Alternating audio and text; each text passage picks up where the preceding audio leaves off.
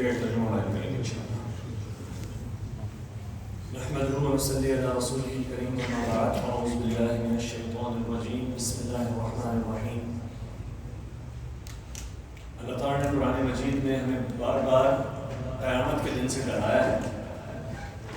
اور یہ دن بہت خوفناک، بہت ہولناک ہے،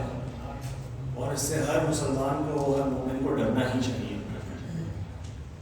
اس دن کے کئی نام اللہ تعالیٰ نے قرآن مجید میں بیان کیے ہیں، اور ان میں سے ایک نام ہے یوم الحسرہ، یعنی کہ حسرت کا دن، ایسا دن جس کے اندر لوگوں کو پچھتاوا ہوگا، ریگریٹ ہوگا۔ اللہ تعالیٰ فرماتے ہیں وَأَنذِرْهُمْ يَوْمَ الْحَسْرَةِ إِذْ قُضِيَ الْأَمْرُ وَهُمْ فِي غَفْلَةٍ وَهُمْ لَا يُؤْمِنُونَ، کہ انہیں حسرت کے دن سے ڈرا دو جب فیصلہ ہو چکا ہوگا، جبکہ وہ غفلت میں ہوں گے اور ایمان نہیں لاتے ہوں گے۔ جو غفلت میں لوگ ہیں ان کو آج ڈرنا ہے اور ڈرانا ہے یوم حسرت سے، اس دن سے کہ جس دن وہ پچھتاوا بہت شدید ہوگا اور اس وقت کچھ ہو نہیں سکے گا۔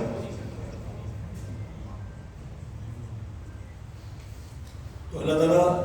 بیان کرتے ہیں اس کو حسرت کا دن کیوں؟ کیونکہ اس دن خاص طور پہ جو مجرم لوگ ہوں گے، جنہوں نے دنیا میں اللہ کے احکامات کی پابندی نہیں کی ہوگی، تو وہ نہایت شدید افسوس میں مبتلا ہوں گے کہ انہوں نے کتنا بڑا انعام ہاتھ سے گنوا دیا اور کتنا بڑا عذاب جو ہے وہ مول لے لیا۔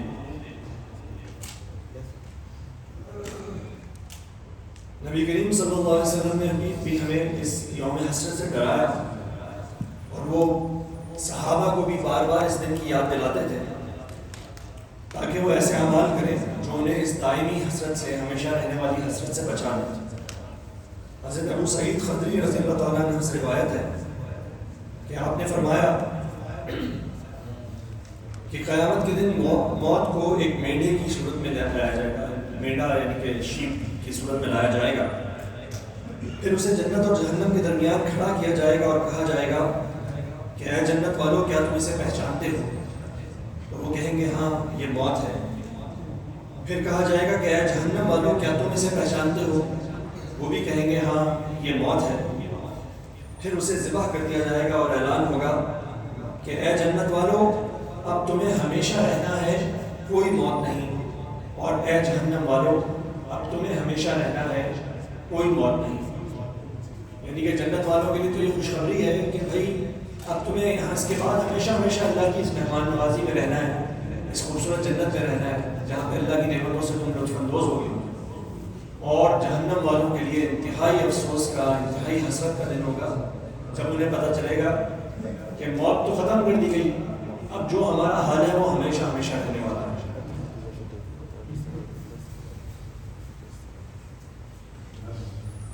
اہل جہنم کی حسرتوں میں سے ایک حسرت یہ بھی ہوگی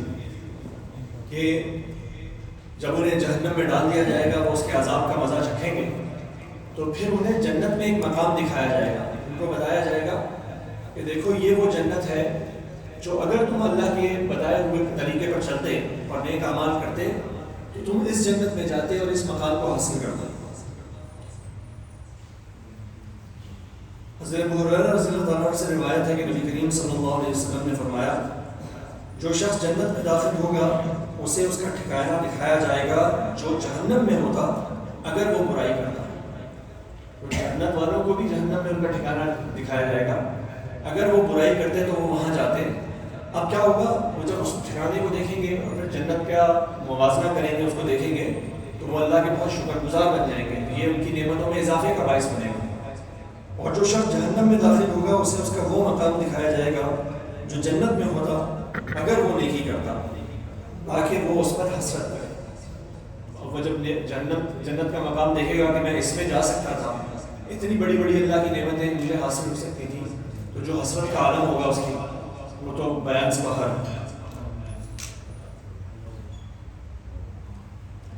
کفار جو ہے وہ قیامت کے دن